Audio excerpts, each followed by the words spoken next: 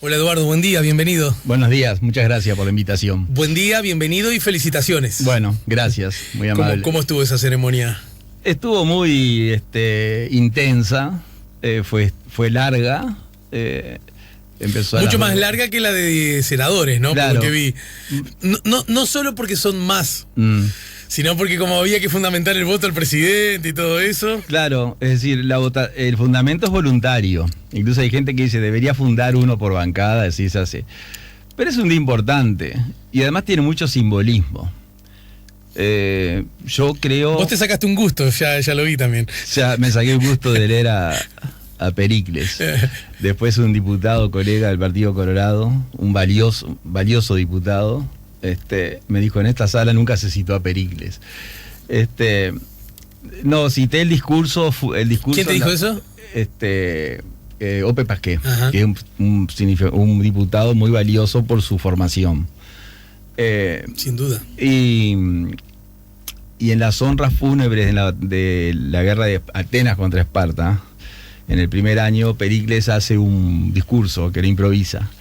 Y entre el público había un historiador de Grecia, Teodidius, que le hace como una versión taquigráfica. Y 20 años después, Pericles tenía 63 años,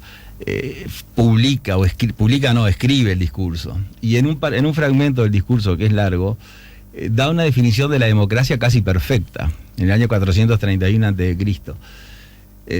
Entonces yo tomé solo ese fragmento, incluso un fragmento que me hubiera gustado tomar, pero no quería que me tocaran el timbre. Terminaba diciendo que además de todo eso que dice él, el gobierno debía darle al pueblo un bienestar mínimo para ahuyentar la melancolía, esa palabra, ¿no? Que hoy sería la tristeza, sí. Y tener una vida digna. En el 431 a.C. me parece algo extraordinario, sí. ¿No? Entonces, ¿qué está? Para hablar de las virtudes de nuestro presidente, que no lo conozco. Porque lo conozco, lo vi 3 veces. Sí, pero las reglas de urbanidad dice que hay que hablar bien. Pero mira qué interesante, porque yo reflexioné porque, bueno, un poco para trabajar para esta nota, ¿no? Y estuve leyendo algunas cosas y además estuve viendo esa participación tuya y me puse a pensar, porque si bien por un lado es formidable que más de 400 años antes de Cristo se plantaran esas bases conceptuales, políticas, ideológicas y éticas, ¿no? Éticas. Acerca de cómo debe ser el vínculo entre los seres humanos y cuáles son cosas que no podemos tolerar bajo ninguna circunstancia, y es esto, ¿no? Claro. ¿Cómo puede haber personas que vivan sin dignidad, ¿no? Sin lo básico, mínimo. Inconcebible. Y me vino por un lado una alegría de especie humana, es decir, pucha, aquello de Silvio Rodríguez, los muertos de mi felicidad. ¿Cuánta gente antes que yo hizo tanto para que yo esté acá, ¿no? Claro. Y les debo honor y gloria a eso, ¿no? Totalmente. Y que yo es algo que reivindico constantemente. No venimos nunca de la nada, ¿no? Pero por otro lado me vino una tristeza, porque siento que eso, 2500 años después, todavía estamos muy lejos de conseguirlo. Sí, mira, es tan extraordinario lo que vos decís, que si seguís leyendo el discurso de Pericles empieza diciendo que honra a los muertos de la batalla, pero que honra a los padres de esos muertos que nos dieron lo que hoy tenemos, que es lo que acabas de decir. Pero mirá vos. Ahora, el tema de por qué nosotros estamos así tiene una explicación filosófica, me parece a mí. Y Platón decía, si los reyes fueran filósofos o los filósofos fueran reyes, el mundo sería mejor. Y un filósofo argentino, Armando Rivas, dice, si los hombres fueran ángeles, la vida sería más fácil, ¿no? Entonces, el problema es que nos hemos olvidado de la filosofía. Y para hacerlo medio rápido, porque es un tema que lo que te voy a decir a la gente no le interesa, pero me voy a ahorrar 30.000 años y llego al año 1700. En el año 1700, Francis Bacon dijo que toda la verdad estaba en la Biblia. Por lo tanto, el hombre tenía que dejar de buscar la verdad y dedicarse a la Biblia. Ajá. A él lo sucede Calvino. Y Calvino, que es cofundador de la religión anglicana, dice que hay dos tipos de seres humanos. Los que tienen la gracia de Dios, que son los ricos, y los que perdieron la gracia de Dios, que son los pobres. Por lo tanto, para tener la gracia de Dios hay que ser rico. Y a Calvino lo sucede Adam Smith, que Adam Smith dice que la riqueza nace por el egoísmo. Si el egoísmo es una virtud, nace por la virtud. Y si el egoísmo es un defecto, nace por el defecto. Y que los ingleses no son un pueblo ni una comunidad, sino que es un grupo de gente individual. Ese es el origen del capitalismo. Uh-huh. A eso pasan muchos años, lo hago rápido, le aparece el filósofo alemán Marx haciendo un estudio económico de la historia y nace el marxismo, ¿verdad?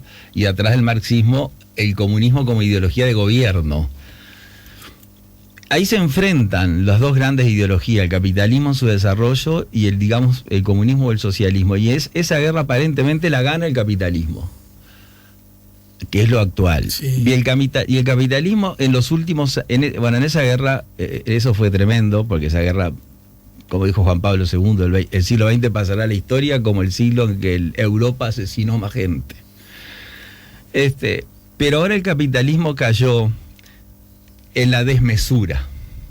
No tiene límites el capitalismo.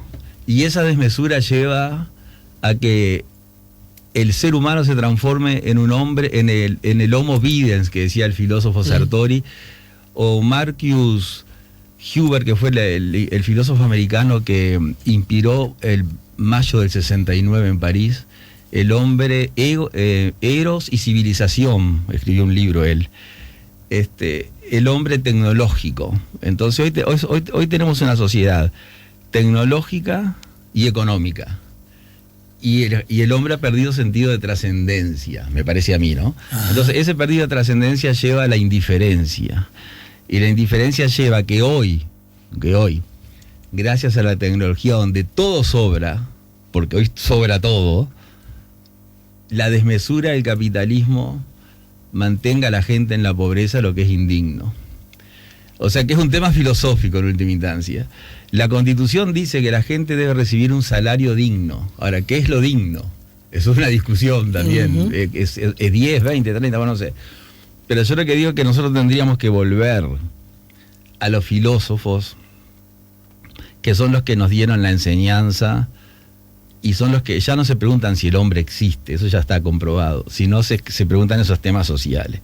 Entonces, a la política, ahora, por ejemplo, yo, que no claramente no soy uno más, soy una persona del montón, pero cuando me dicen, ¿usted qué va a hacer? Y yo voy a darle un perfil filosófico, a ver si podemos llegar a esa realización, porque no tiene explicación. El presidente Valle, cuando asumió, dijo: en un país donde sobra tierra y falta gente. Esa frase me quedó grabada. Ajá. No puede ser que haya gente que viva en la calle, decía Valle. Sí. Y bueno, y seguimos cada vez peor. Ahora, no tiene explicación cuando todo sobra. Para mí el camino va por ahí. No puede ser que un uruguayo viva en la calle. Me quedé pensando en todo lo que dijiste, y es muy cierto que puede ser difícil establecer cuánto es lo digno, ¿no? Supongamos, razonando por el absurdo, bueno, vamos a darle, incluso se maneja con seriedad, hay una corriente de pensamiento que lo establece en todo el mundo, lo de la renta básica para los individuos, solo por el hecho de haber nacido, claro, ¿verdad? No quiero sacar la pata del lazo y quiero decir que abrazo esa idea con cierta esperanza conceptual humanista desde ese lugar, ¿verdad? Claro. Digamos, lo escucho y digo, qué bien, claro, si sos un ser humano y naciste, ¿cómo no vas a tener lo básico, claro, por haber nacido, ¿no? Ahora, aún así, porque una cosa es eso y gobernar a veces es otra cosa. Totalmente. Aún así, si bien podemos estar mucho rato discutiendo acerca de qué es lo digno, probablemente nos alcancen 5 segundos para ponernos de acuerdo acerca de qué cosas no son dignas. Cierto.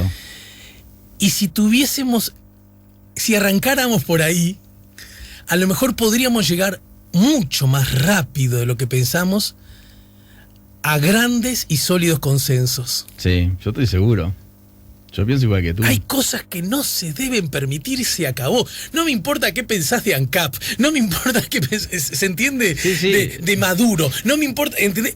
Hay cosas que están mal, flaco, y vamos a tener que arreglarlas. Y si sos gobernante, vos tenés más responsabilidad que el resto. Claro. Maduro y ANCAP son fuegos artificiales. Lo que importa es la gente. Mi padre, por ejemplo, que hizo 4º año de escuela rural y era camionero, y mi madre era maestra. Mi abuelo tenía 18 hectáreas. Y hoy una persona me dijo, el que tiene 18 hectáreas tiene un patio grande.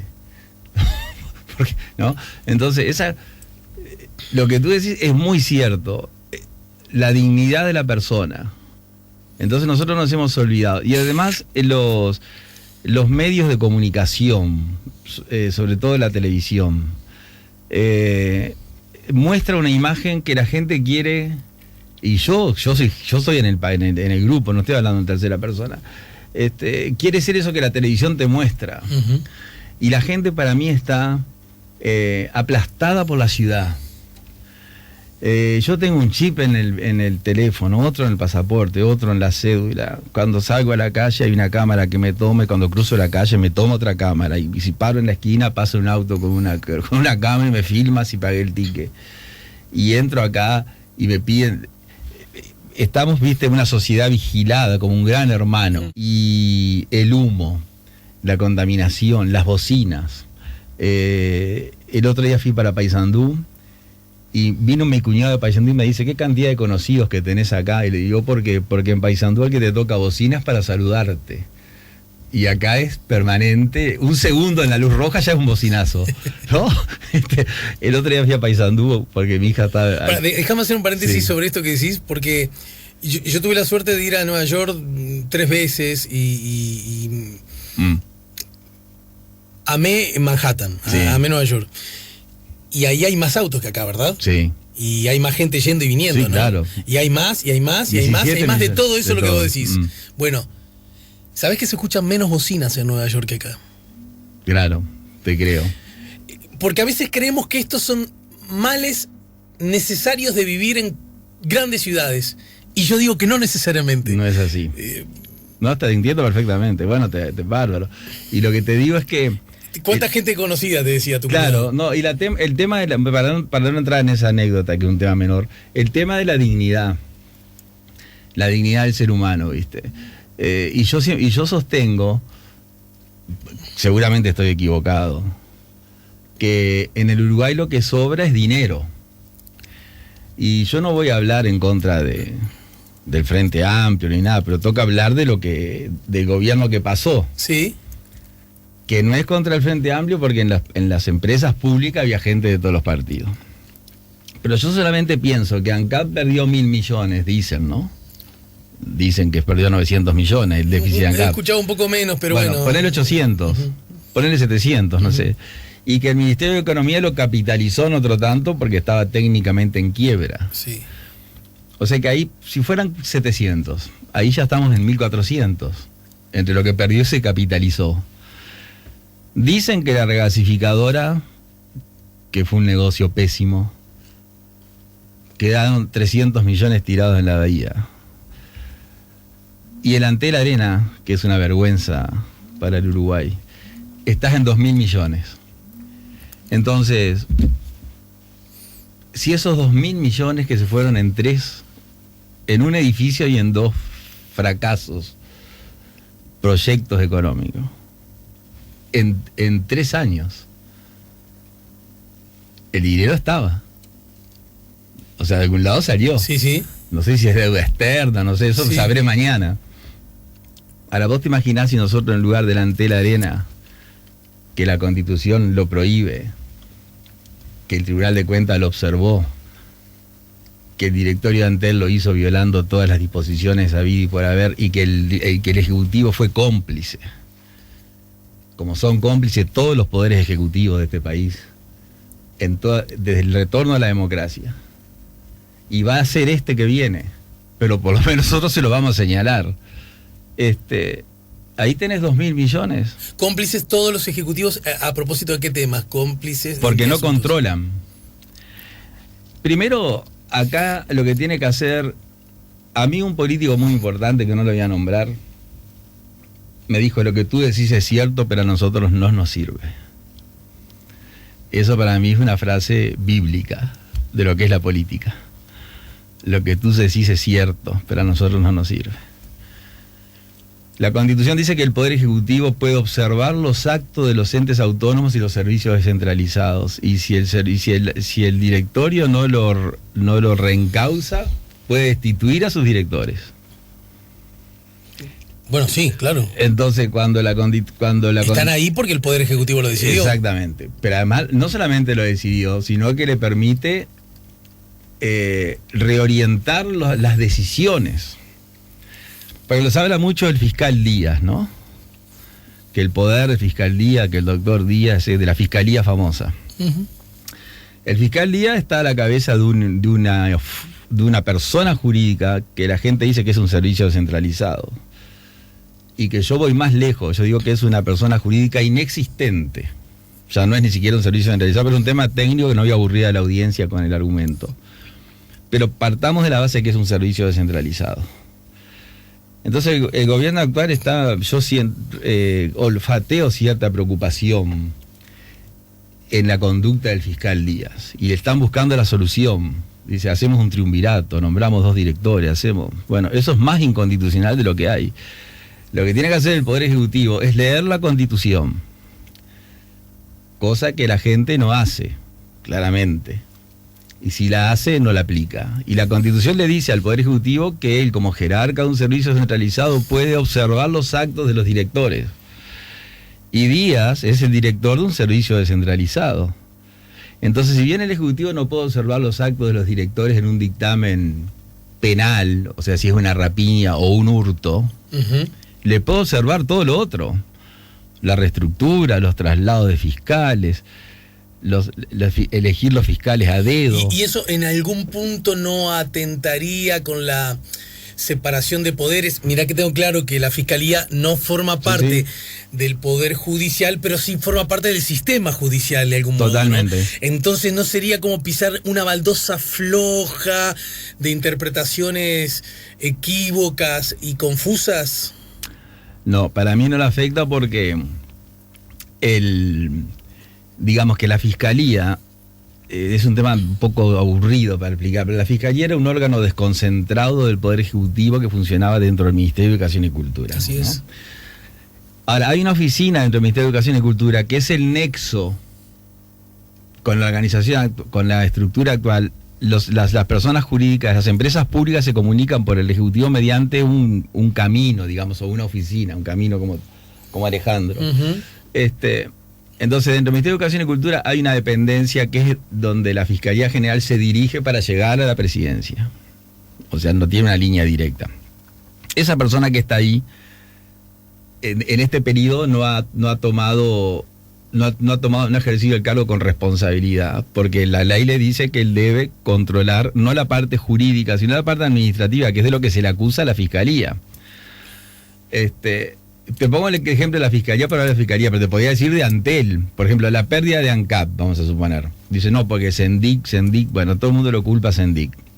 Pero el Poder Ejecutivo, o sea, el presidente de la República y el ministro de Industria, que es con el cual ANCAP se comunica, si era tan mala la gestión del presidente Sendic, el presidente de ANCAP, la Constitución le permitía impedir lo que estaba haciendo. Sí, sin entrar a algo que sugeriste antes, que recordemos que además en esas empresas hay directorios. Totalmente. Y hay directorios además compuestos por distintos partidos, por distintas visiones, que es un asunto...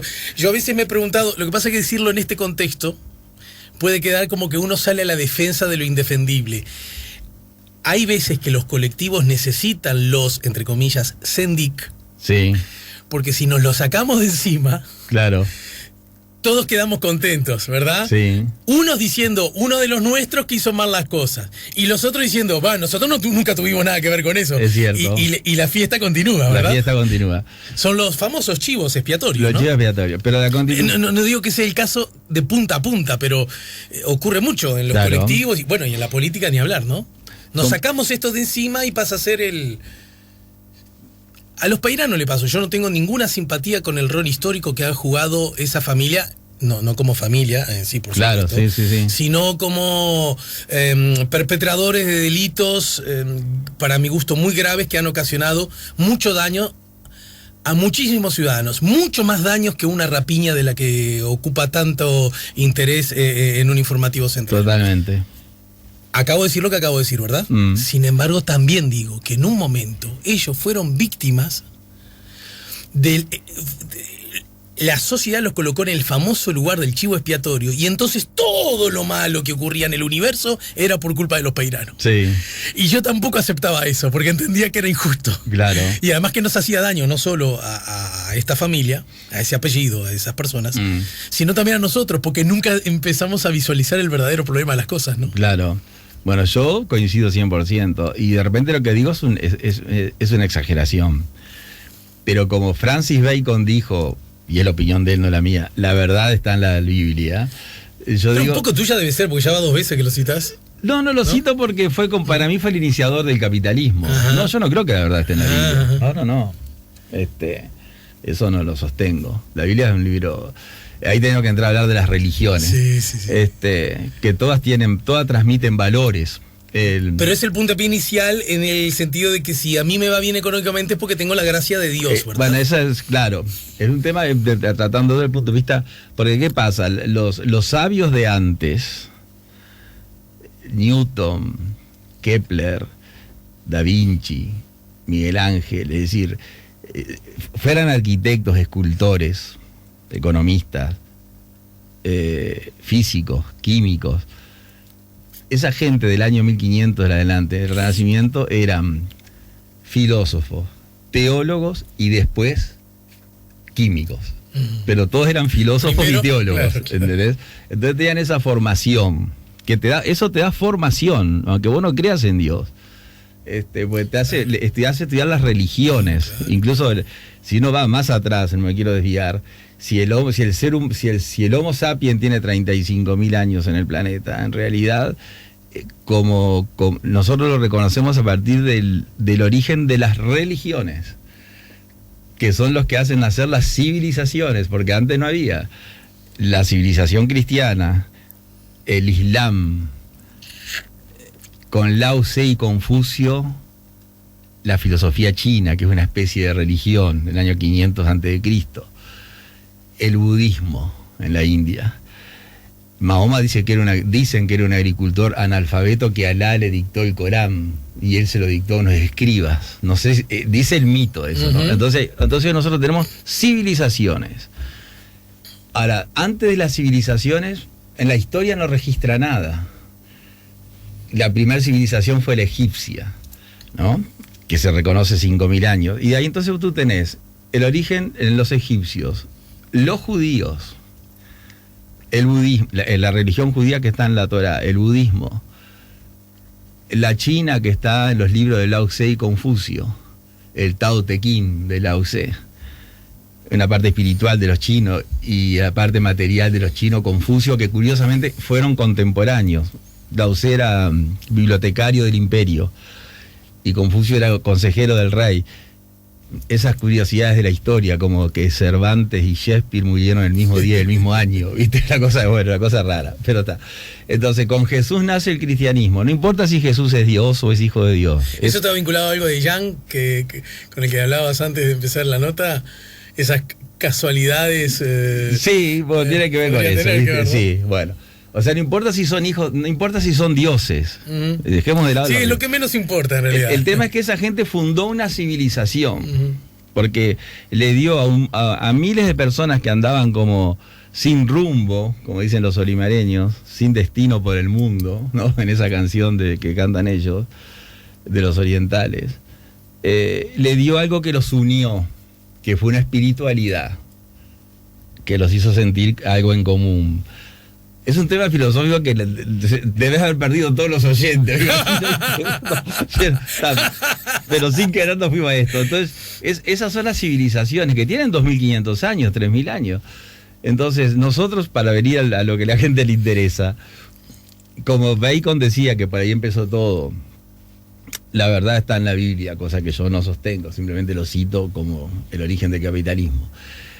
Yo digo que hay que aplicar la Constitución, que es un documento que está bien redactado, del año 67, que la hemos dejado de lado.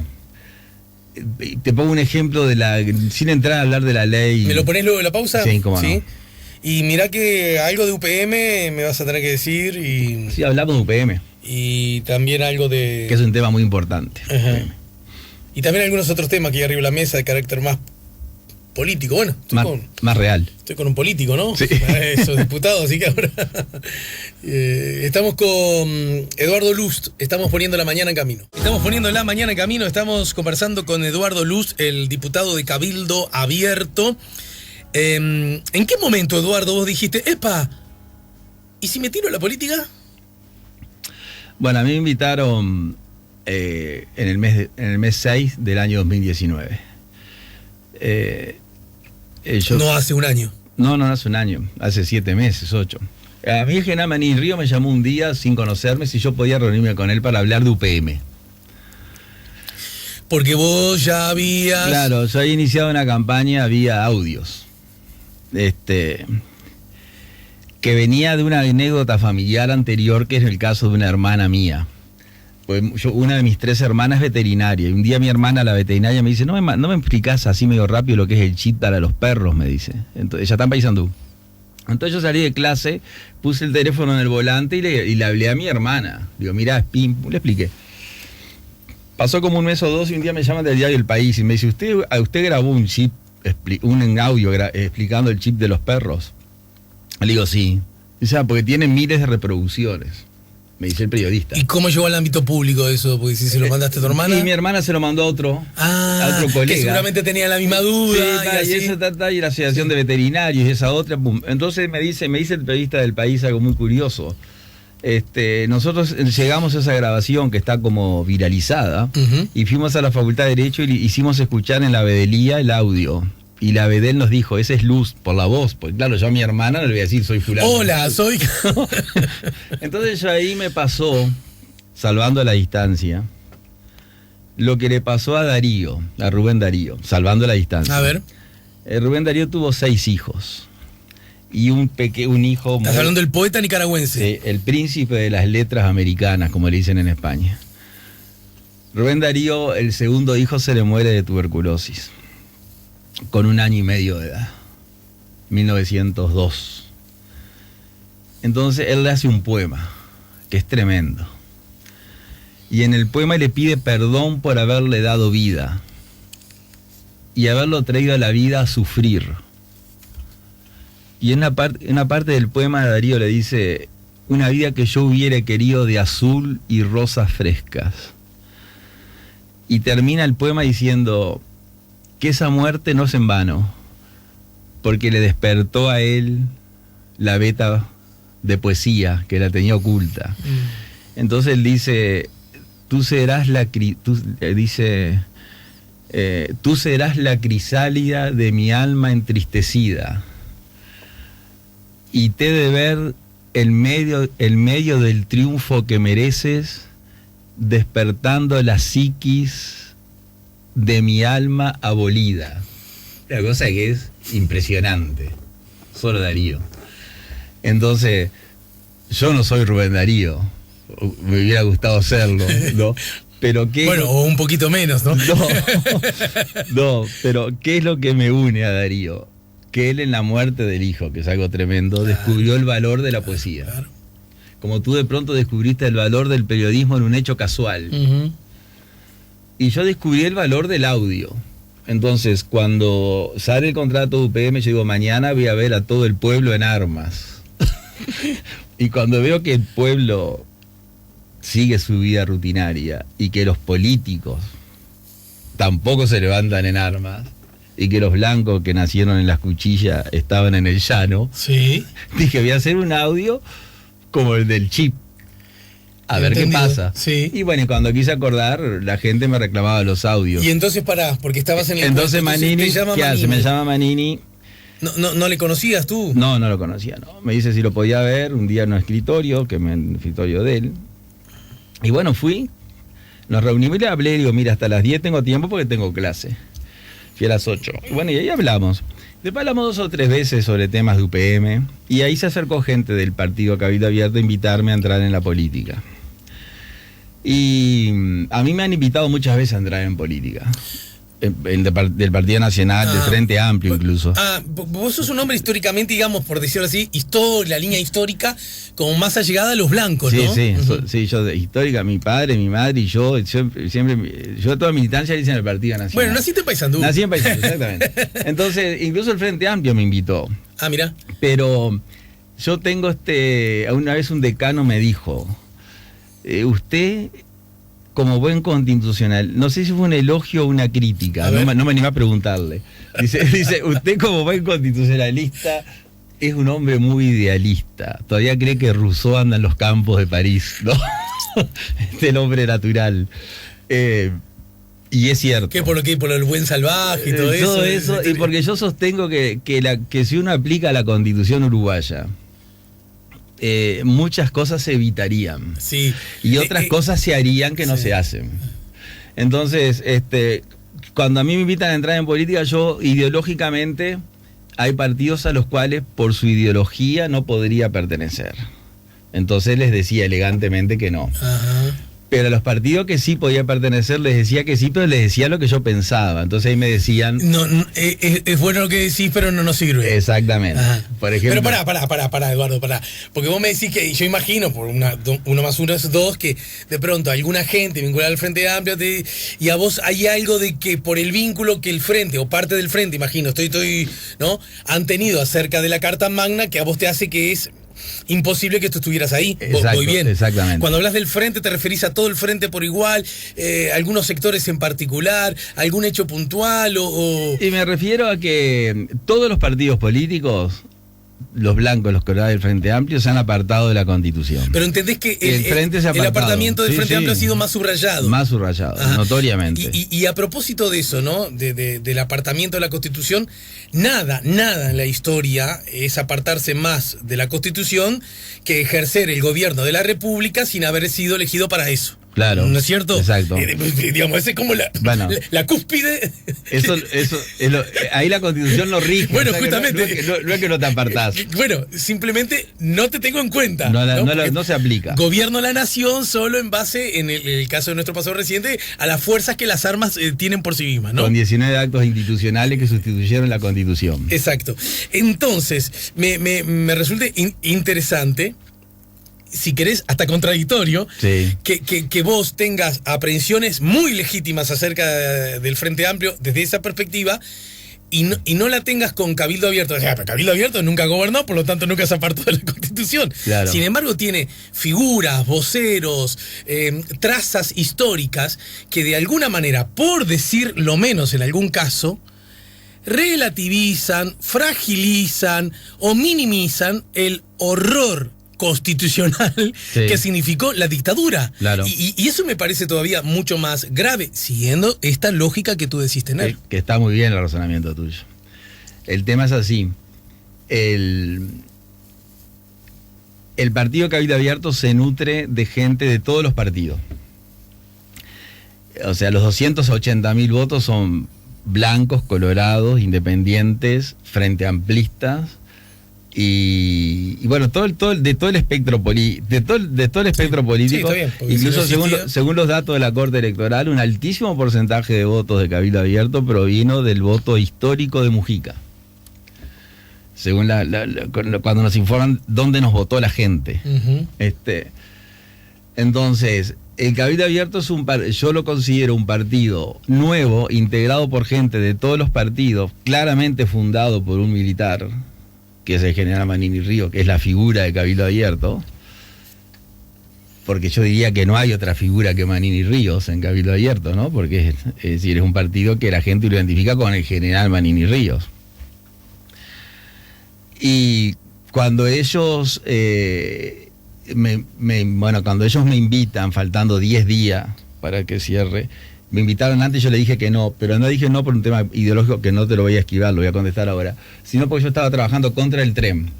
Y yo digo, si yo me meto en un partido va a parecer que es la obra de un partido.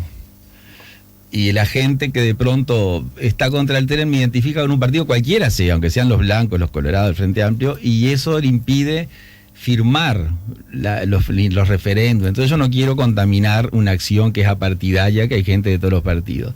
Entonces le dije siempre que no, hasta que mi actividad con UPM entró en un receso que entró en septiembre, que ya yo no podía hacer más nada de lo que hice. Ahora dependía de que la gente llegara a las firmas. Y volvía, si se llegaba, en febrero, mi actividad con UPM. Entonces yo pensé, hace muchos años que vengo diciendo desde la cátedra, de los foros, escribiendo el apartamiento de la Constitución, ¿no?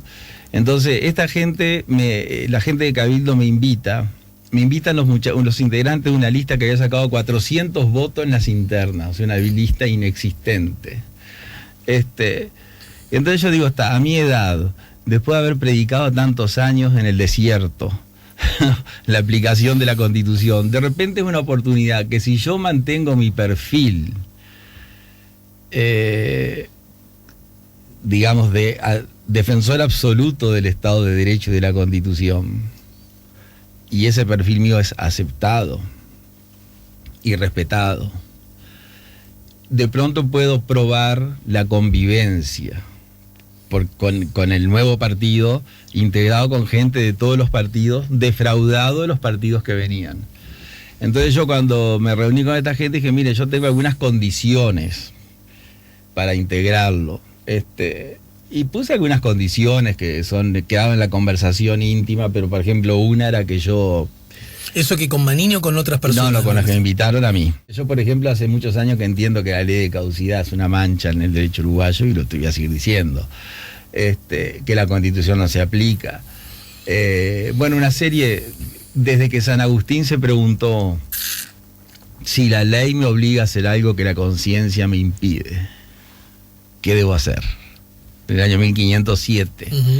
Entonces San Agustín dijo, el que después sería San Agustín, era un doctor de la iglesia en aquellos años, dijo, yo debo hacer lo que la conciencia me indica y asumir las consecuencias de incumplir la ley. Eso es la disciplina partidaria. Sí. Que vos estás en contra de... Exacto. Entonces, cuando le pongo esas condiciones me dicen que sí, que están de acuerdo. Entonces luego yo me comunico con el general Manini Ríos. Y le digo que mire, que tengo posibilidad de integrar una lista que ya estaba cerrado. Ya las listas estaban, no había espacio. Y el general Manini Ríos, en virtud de las conversaciones que yo había tenido con él, del perfil que él creía que yo tenía, y de que él es un hombre demócrata, que pasó el gobierno militar siendo alférez o un grado muy menor, y que yo las veces que he hablado con él, es una persona mucho más avanzado de lo que aparece, sin perjuicio de que haya gente en el partido que no lo sea. Me dijo, mire, mañana se reúne la Junta Nacional y yo lo tengo que proponer. Estamos en el límite. Si fuere por mí, ya le digo que sí. Y la Junta Nacional es como un directorio. Entonces ellos me dicen que sí, y ahí rápidamente armamos la lista en 7 días, que fue después lo que me pasó, que la gente de mi lista yo no la conocía, porque era ese grupo de personas que me habían invitado. No lo recuerdo, vos la encabezaste, ¿no? Yo la encabecé, y después, por ejemplo, hubo algunas declaraciones. Pero ¿esa gente te propuso eso entonces sin el aval de Manini? Que me resulta como curioso eso. No, ellos habían hablado con Manini, pero Manini me tenía que aceptar a mí. Ellos vinieron, digamos... No, pero si Manini le hubiera dicho no la veo, no te lo proponía. Bueno, claro. Ni siquiera te lo proponía. Exacto, pero fue una cosa... Igual formal, entendí la formalidad, la entendí. Y bueno, yo creo que el partido Cabildo Abierto es Está eso. bien, pero mira que te sigo muy de cerca, además ya tenemos cierta trayectoria en nuestros diálogos, ¿verdad? Pero puede ser una contradicción, es decir...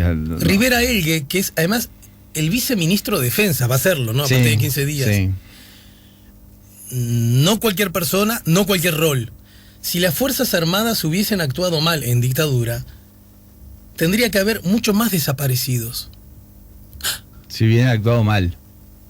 Claro, como que en realidad el número de lo desarrolla en la nota. Digamos. El número de desaparecidos, más bien pequeños si lo comparamos con otras realidades, habla de que en realidad la política de las Fuerzas Armadas no era la de hacer desaparecer gente, lo que creo que está fuera de discusión, no era el plan en sí mismo, ¿no?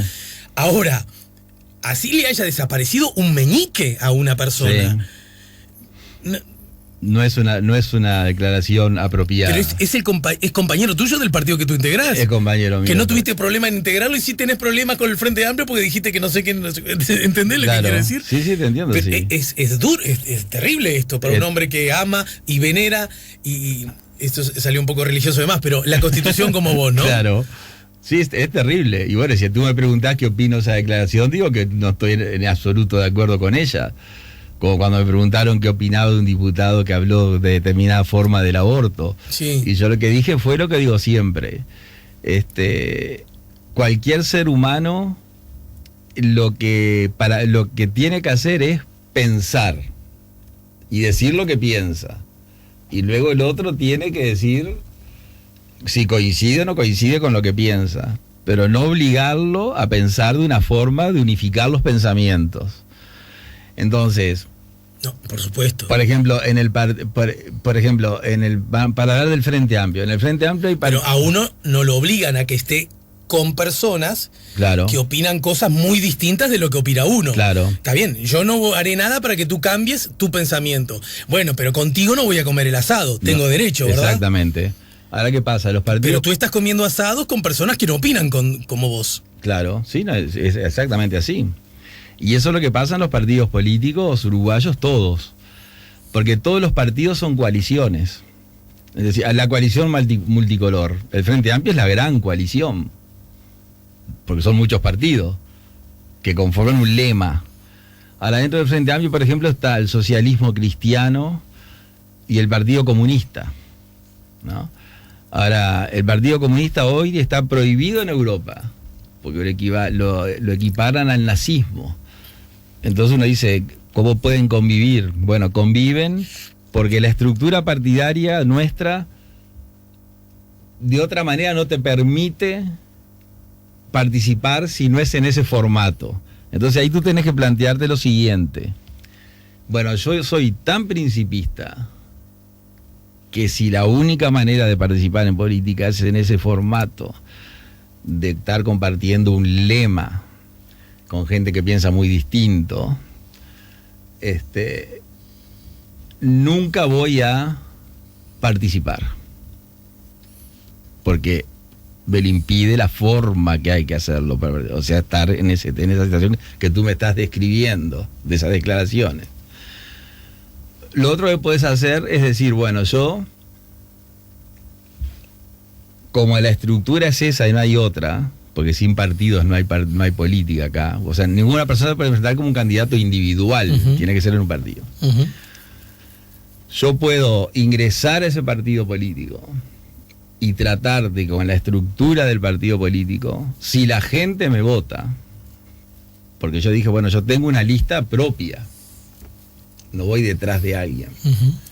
Entonces, si yo llego será porque los votos que obtengo son de mi lista. No que esté segundo y caiga con los votos de los otros. Entonces yo pienso que tú podés integrarte al sistema político, aún en esas condiciones, con la convicción que desde tu lugar secundario podés tratar de cambiar eso, o intentarlo. No que cambie la manera de pensar, porque la persona no va a cambiar la manera de pensar. Un amigo decía que él decía, la gente cambia, los únicos que no cambian de manera de pensar son los burros y los carteles de la carretera que siempre dicen Paysandú 300 kilómetros, ¿no? Porque está cuando vas viajando. Pero si uno no se inserta en un partido político en el cual conviven distintas personas con distintas ideologías, uno puede hacer política manteniendo su individualidad. y enfrentando a esas personas desde el punto de vista racional. O puede dejarse absorber por eso. Entiendo. A mí claramente, Coronel Rivera Egui, que yo lo conozco, hizo esas declaraciones, que es lo que él piensa de eso, que incluso lo tenía me preguntado, ¿usted qué piensa de lo que dijo Rivera Egui? Yo no sabía lo que había dicho Rivera Egui.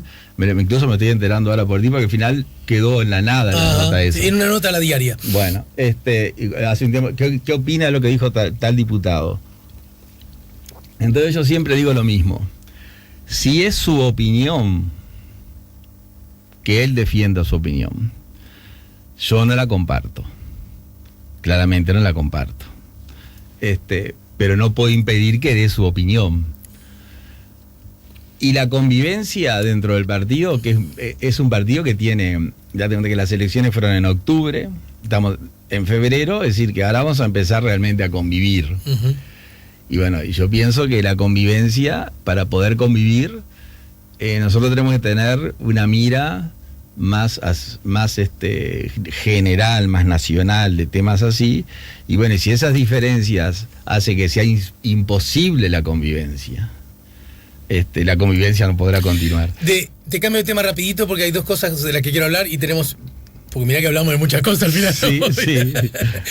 De cosas que no teníamos previsto hablar, pero bueno, así son nuestras charlas. Eduardo, de la ley de urgente consideración, ¿cuáles son los asuntos que no te convencen del todo? Porque presumo, de verdad, honestamente presumo, que hay cosas desde la perspectiva justamente constitucional, que a lo mejor hay cosas que a vos te hacen un poquito de ruido, pero... Bueno, rápidamente, la ley tiene muchos capítulos.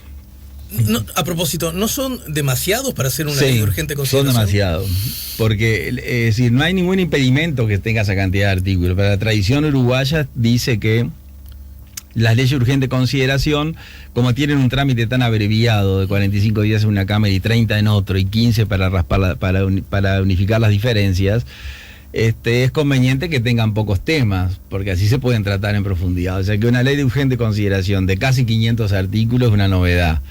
No hay ningún impedimento para que lo sea. Puede tener 500 o más. Pero no luce contradictorio con el nombre y la tradición. Exactamente, además, porque además la Constitución dice con la declaración de urgente consideración, no dice de urgente consideración. Y el constituyente cuando puso declaración lo puso desprofeso, porque hay una parte de la doctrina que dice que cuando puso el vocablo declaración quiso decir que los temas debían ser urgentes, ¿no? No solamente el trámite, sino el tema, la urgencia. Entonces de repente en esa ley...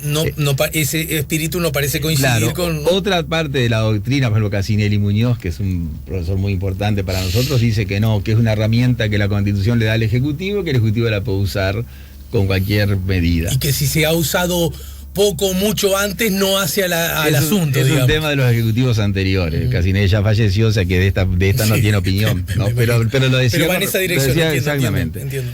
Claramente que la ley tiene una cantidad de disposiciones, tiene 10-12 capítulos, que aparentemente no tendrían urgencia. El apoyo a las pymes, el Fondo Nacional de Recursos, la eliminación de la ley de inclusión, de la obligatoriedad de la inclusión financiera, bastaba con el... Pero el presidente electo quiso poner todo ahí. Y después sí puso temas más importantes, como es el tema de la seguridad, el del proceso penal y el de la enseñanza, que me parece que son los temas... después todo lo que sea reactivar la economía, eso parece y hay algunos puntos más allá de esa consideración. Claro, que vos digas, y bueno, ahí hay que ver un poco la parte... por ejemplo, en la parte del proceso elimina lo que se llama el principio de oportunidad. Eso me parece que es inconveniente. ¿Lo has conversado con tu partido esto? Nosotros lo que hicimos fue, el partido nos mandó el texto y nos dio un plazo que termina en estos días para que cada legislador hiciera su análisis y luego se enviara eso a un sitio único donde vamos sin perjuicio de lo cual ya dentro de 48 horas Cabildo va a hacer un adelanto. Pero ese adelanto que hace Cabildo, ¿incluye tus opiniones sobre estos temas o...? Todavía no, porque ellos son temas que quieren incorporar lo que se va a adelantar, lo que sea que incorporar, lo que le gustaría incorporar. Por ejemplo, el principio de oportunidad que le permite a los fiscales, y bueno, yo tengo tantos delitos, que este delito que Luz tuvo a la radio y se llevó el vaso, que claramente es un hurto, en aras de atender los más importantes, lo descarto, o sea, ni siquiera lo juzgo, ¿no? Pero eso va a traer el problema de que si el principio de oportunidad se elimina, hay que juzgar a todo el mundo. Sí, que es lo que los fiscales, me parece que con sentido común han dicho que... Ahí está. Y después, por ejemplo, eso que los fiscales le llaman sentido de oportunidad, es lo que los jueces penales hablaban de política criminal. Los jueces penales, ellos tenían un principio innominado, digamos, que era por razones de política criminal, yo a este muchacho no lo juzgo. Y eso era indefinido. Por ejemplo, un muchacho que grababa CD y los vendía en la feria. Era un delito. Pero después cuando iba el juez le decía, ¿tú qué haces? Y yo estudio, y tu padre trabaja en el EPS. Y el juez, ¿qué iba a decir? Yo no te puedo condenar. Te saco la copiadora. Y era política criminal y quedaba. Entonces eso es. Después, por ejemplo, un tema que es muy importante, aunque la gente no lo ve, pero lo digo respetuosamente, las secretarías de presidencia. El presidente anunció la eliminación de la Secretaría de Presidencia creada por el gobierno de Vázquez, que son todas inconstitucionales, sin excepción. Todas las secretarías de presidencia son inconstitucionales. No lo digo yo, lo dice la cátedra por unanimidad. Ahora, en esta ley se eliminan secretarías porque son inconstitucionales, pero se crean secretarías. O sea que el argumento... Luce como contradictorio, ¿no? Totalmente, porque si vamos a eliminarlas porque son inconstitucionales en el formato, no podemos incorporar nuevas secretarías. O sea, si se tiene que crear el instituto, que vaya al Poder Ejecutivo, que son cosas distintas. Entonces hay algunos aspectos que nosotros vamos a hacer valer nuestra posición. Y para terminar, soy cruel, pero ya sabés, podemos arreglar un encuentro más temprano que tarde, lo vamos a hacer sin duda. Con el asunto UPM y trazado del tren. Primero, ¿tú estás en contra de la instalación de la planta UPM 2 o estás en contra del trazado del ferrocarril? Bueno, yo estoy en contra de la instalación de la planta, por lo tanto eso deriva en el trazado del ferrocarril. El movimiento que inicié, perdón que hable así en primera persona, que iniciamos, es para sacar el tren de la zona urbana, que es lo que yo digo que es posible. Y que ahora estoy convencido que va a suceder, porque ahora el tema de UPM se nacionalizó. Yo creo que la gente, me parece a mí, eso, o sea que sacar el tren de la zona urbana es absolutamente posible, porque ya lo están diciendo los intendentes. El intendente de Durazno quiere que se haga el referéndum, no sé si lo dice por temas políticos, pero la cuestión que lo dice. El intendente de Durazno que ha visto con satisfacción expresa la instalación de la planta, ¿no? Claro, que gracias a él se instala. Porque la planta, nosotros le echamos la culpa a Vázquez y a los secretarios de Vázquez, yo le echo la culpa. Pero en realidad... Bueno, además querés que vayan a declarar como testigos, ¿no? Exactamente. Pero además el que facilitó la instalación es Vidalín. Porque si Vidalín... ¿Y Vidalín también va a tener que declarar en esa instancia que hiciste? Claro. No recuerdo haber leído su nombre. Sí, también. Sí, ahí porque si él no da el permiso de construcción no hay planta. Pero digamos que nosotros vamos a promover ahora, el 28 de febrero, la primera iniciativa se va a presentar en Durazno. Pero entonces, ¿qué me estás diciendo? ¿Que a Vidalín no le crees mucho acerca de...? No, es decir, si Vidalín lo dice porque cree que el pueblo debe resolver el trazado del tren, lo aplaudo. Y si Vidalín lo dice porque en mayo hay elecciones y juntamos 7.000 firmas en Durazno que resuelven la elección, y que si él se pone en contra de esos ciudadanos, pierde la elección. O sea, si él hace un cálculo político... que lo haga por lo que... O sea, que el motivo sea cualquiera. ¿Por una razón a nosotros nos viene bien igual que se haga el referéndum, ¿verdad? Pero un referendo de Durazno puede decidir sobre el trazado, entonces, sí, según la norma, digamos. Totalmente, absolutamente. Lo dice la Constitución. Pero blanco sobre negro y en 3 palabras. Pasa demasiado cerca a la ciudad. Pasa por el centro. Y los trenes en el mundo, ¿no pasan muchas veces por el centro de ciudades? No pasan. Ajá. Date cuenta que... Por ejemplo, acá en el Uruguay los trenes, las ciudades crecieron alrededor de AFE, ¿no? Sí. Pero el tren de UPM es un tren que no es el tren de AFE. Y nosotros presentamos un trazado alternativo para Florida, que ahora cuando terminemos la nota te lo voy a mostrar. Sí. El trazado alternativo para la ciudad de Florida lo hicieron unos ingenieros. Cuando tú ves el trazado alternativo, es increíble que no se haga, porque es una línea recta que pasa por afuera de la ciudad, que el tren no tiene que bajar la velocidad ni nada, y cuesta $10 millones. Y por el centro de la ciudad cuesta 80 millones. Ahí está 8 veces más. 8 veces. Ahí está el derrame de UPM que habla Astori. Astori dice que nos vamos a enriquecer con el derrame de UPM. Yo no me voy a enriquecer, pero hay gente que se va a enriquecer con el derrame de UPM. Porque está pagando 8 veces más claro, una vía que además innecesariamente pasa por el centro de la ciudad. Por el centro de la ciudad. O sea que hay gente que se ha enriquecido ya con el derrame. Pero perdón, la forma en que tú lo estás planteando suena como una forma muy burda. Es decir, flaco, haces pasar un tren por mitad de una ciudad, cuando no es necesario, porque no es un tren de pasajeros. Claro. ¿No? Y encima te cuesta 8 veces más. Exacto. Bueno, esos son los números que vamos a presentar ahora en los juzgados. Pero ¿no será que esa vía, porque la vía es la vía, de alguna manera puede servir para reactivar otras formas de ferrocarril que puedan incluir que los ciudadanos lo usen? No, porque no hay tren de pasajeros para UPM. No hay tren de pasajeros, pero si hay vía puede haberlo. No, porque el contrato de UPM dice que el tren de UPM... El tren lo va a usar solo, la vía es uruguaya, pero la va a usar solo UPM. Eso que dicen que hay industrias interesadas es mentira. Porque UPM tiene 22 frecuencias diarias. Entonces es imposible que entre un tren en el medio. Bueno, entonces... Escucha, el tren cuando va para Montevideo, en los vagones Tolva lleva... Para uno más uno, perdón, no te puedo dejar pasar. Diputado, vos sugerís entonces que hay intereses espurios, personales o corporativos, que no están en beneficio de la República y la Nación y las grandes mayorías, sino de sectores mínimos, cuando no hasta personales. No lo digo yo. Es decir, yo lo digo. Pero lo dice el futuro ministro de Transporte, Heber. Heber declaró públicamente que el contrato de UPM era indecoroso. Usó esa palabra que yo no la uso, pero me viene bien que la haya hecho de él. Que el tren era muy caro. Que no hay necesidad de hacer un tren de 2.000 millones de dólares. Que ese tren se puede hacer por mucho menos. Lo dijo Heber, el futuro ministro de Transporte, que yo te puedo enviar la nota, pero la tengo grabada. Ajá. O sea que puede ser aliado, según todo lo que decís, a tu política y a tu movimiento. Totalmente. Digamos. El subsecretario de Transporte de la Isola, el diputado de la Isola, dijo que si hacen los referéndums, el gobierno va a acatar. Porque el futuro presidente también ha dicho que si el margen de modificar contenidos acerca del contrato es casi mínimo. Bueno, pero ¿sabes lo que pasa? Que la ganancia para Finlandia es tan grande, es tan impresionantemente grande, que el presidente de Finlandia, que nos desprecia a nosotros, que desprecio quiere decir falta de aprecio, y que dice que UPM operó un milagro en el Uruguay, porque Uruguay es un país donde hay mucha fauna, mucha flora, mucho pasto, pero no hay animales. Entonces, gracias a él, ahora los uruguayos tienen ciervos y chanchos jabalíes para salir a entretenerse. Eso lo dijo en un diario que yo lo tengo. Y es un ignorante el presidente de UPM, porque no sabe que el principal destructor de la rodeo ovino uruguayo es el chancho jabalí. ¿No? Está bien que afines, porque empezaste diciendo el presidente de Finlandia. El presidente de UPM. Ajá, por eso. O sea, que el presidente es una persona que nos desprecia, además es un ignorante. Pero además, el tren de UPM cuando va, y te doy 2 datos más, no sé qué tiempo tenemos, 2 minutos.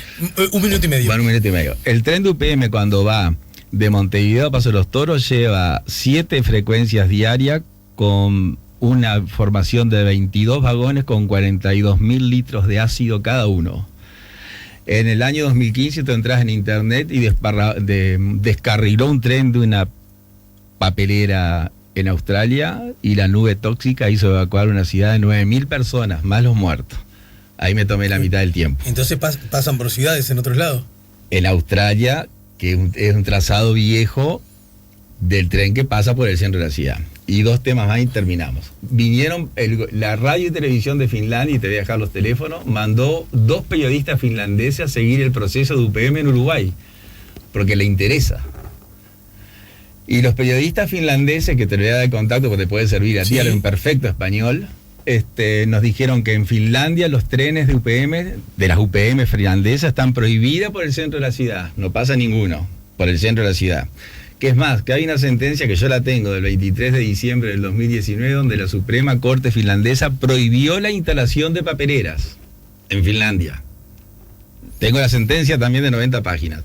Y redondeo con esto. Tengo documentación auténtica que UPM1 en Fraiventos, entre el año 2010 y 2016, cuando el Tribunal de la Haya ordena que se forme un comité científico que diga si la planta contamina o no, y Uruguay tacha a los delegados argentinos, O sea, no los acepta, los rechaza durante 6 años. En el año 2016 dice, bueno, ahora sí acepto estos delegados, estos científicos. En el 2016, cuando los delegados argentinos y uruguayos de la Comisión Administradora pueden empezar a hacer los análisis, descubren que UPM-1 en Frei-Bento tiene 2 bocas para tirar los ácidos, una oficial y otra clandestina, un bypass que tiraban ácidos en un lugar prohibido. Las piletas de decantación que ellos tienen estaba llena de peces muertos. Y en los 6 años, y en los años posteriores, tengo hasta los días y las fechas de las inspecciones, UPM incumplió 61 veces el permiso ambiental, que como le arregló pagando una multa. Pero como ellos ganan 600 millones de dólares por año, la multa no le mueve un pelo. Entonces, la planta de UPM en Frei-Bento tiene 61 incumplimientos a los permisos ambientales comprobados. Uruguay no está mejor gracias a que tenga 2 plantas. No, y además no nos deja nada. Bien. Ellos nos necesitan a nosotros. Nosotros a ellos no los necesitamos. Eduardo, la seguimos más temprano que tarde, ¿tá? Veo que en la camisa tenés 2 lapiceras. ¿Por qué tenés 2? Sí, siempre ando con 2 lapiceras. Con 2, sí, como una manía, digamos, siempre tener una lapicera. Bueno, tenía un amigo, ya murió pobre, que decía, ¿quién fue el hijo de...? Así, ¿no? Imagínate cómo termina la frase. ¿Quién fue el hijo que inventó las camisas sin bolsillos? Sí. Ahora que te veo con una camisa. Porque él siempre tenía problemas, viste que hay una moda, sí. Dice, pero la camisa tiene que tener bolsillos. Yo tengo camisas sin bolsillo y me molestan bastante. Bien. ¿Quién fue? Te hacés la misma pregunta. Le hago la misma pregunta. Gracias, Eduardo, Gracias por el tiempo y mucho éxito. Bueno, muchas gracias. Eduardo Luz, el diputado de Cabildo Abierto, el flamante diputado de Cabildo Abierto, nos ayudó. ¿Cómo fuiste vestido? Que no me acuerdo cómo. Traje, corbata, sí. Corbatita, sí. ¿Tenés varios trajes? Azul. Tengo varios, sí. ¿Vos sos profe? ¿Vas a ir siempre de traje de saco y corbata? Sí, creo que no, pero la mayoría de las veces sí. Gracias. Ya volvemos con La Mañana en Camino.